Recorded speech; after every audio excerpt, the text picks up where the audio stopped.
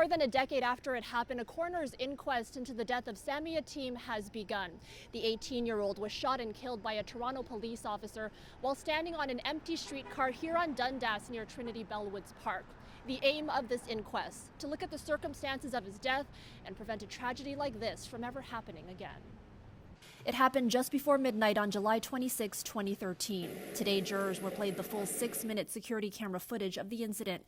It begins with Yatim sitting at the back of the streetcar. According to an agreed statement of facts, he exposes himself to a group of female passengers while holding a knife in his left hand.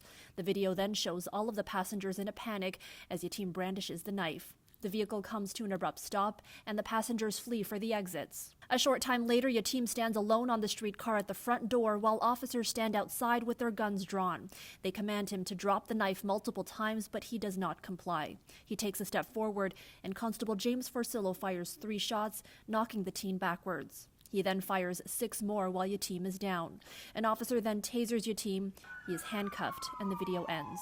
An autopsy later concluded the cause of death to be gunshot wound to the chest. MDMA, cannabis, and cocaine were also found in his system.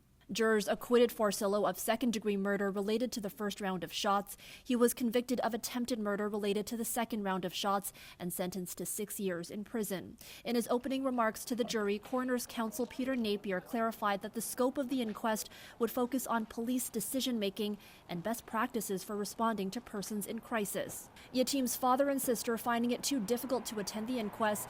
Instead, they sent statements. His father Nabil noting, quote, "I miss him terribly. I see someone walking down the street that looks like him and I jump. I'm left with a terrible sense of emptiness and loneliness." Yatim's mother, Sahar Bahadi, was there in person and in an emotional plea says she hopes the inquest results in recommendations to improve training of police and also a recommendation to take care of a victim's family.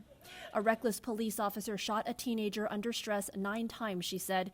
He killed him instead of de-escalating, protecting him, and saving his life. This inquest is set to last 13 days and hear from about 14 witnesses in total. It resumes on Tuesday, January 16th. For City News, I'm Natividad.